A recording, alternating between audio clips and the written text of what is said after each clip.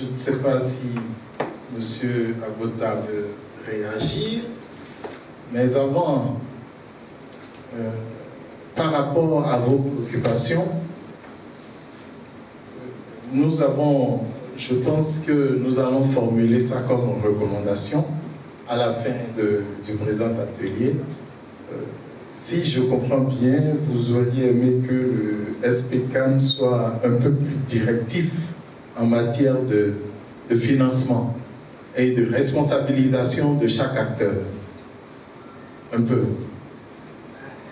Le terme directif un peu me gêne, mais c'est de s'assurer d'une manière ou d'une autre que vraiment... Chacun fait ce qu'il doit faire. Oui, et voilà. Réellement, sur quelle action et comment et qui fait quoi. D'accord. Merci beaucoup. Je pense que c'est une contribution que nous allons prendre en compte. Mais ce que je voudrais dire, c'est que là, aujourd'hui, nous sommes en train de faire une présentation le 25 juillet 2017. Nous sommes, le SP l'a rappelé, hein, il y a beaucoup, le 26, il y a beaucoup de partenaires qui ont participé à l'élaboration du document de stratégie. Mais c'était les responsables communication qui avaient participé à ça. Et donc, chacun de nos structures aujourd'hui est en train de faire, chacune de nos structures est en train de faire aujourd'hui son évaluation à mi-parcours pour l'année 2017, déjà. Ça veut dire qu'il y a eu un budget, ça veut dire que le budget a commencé à être exécuté et tout. À la date d'aujourd'hui, ça va être compliqué de demander à une structure bien organisée de prendre en charge un volet ou tel autre volet.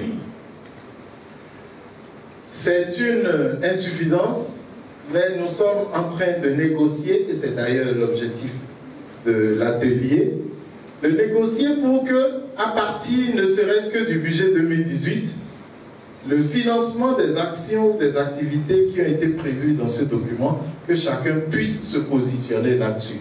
D'abord volontairement, et d'abord en adéquation avec ces lignes directives. J'imagine que la FAO a un projet d'alimentation et de nutrition, mais que la FAO a un projet sur 4 ans qui est en cours. La FAO prendra en compte certainement un ou deux aspects de ceci dans le projet qui est en cours. On sait tous comment les projets sont finalisés, bouclés, avec des lignes directives. C'est vrai qu'à l'intérieur, on a quelques marges de manœuvre, mais ce n'est pas vraiment de grosses marges de manœuvre. Mais si par exemple, le prochain projet de la FAO prend en compte ce document entièrement, je pense que nous aurons déjà avancé. Voilà un peu l'état d'esprit dans lequel nous sommes. Social Watch a des partenaires qui financent telle ou telle action. Ah, le document de stratégie que le CAN présente propose par exemple sensibilisation. Or, Social Watch est très bon en sensibilisation.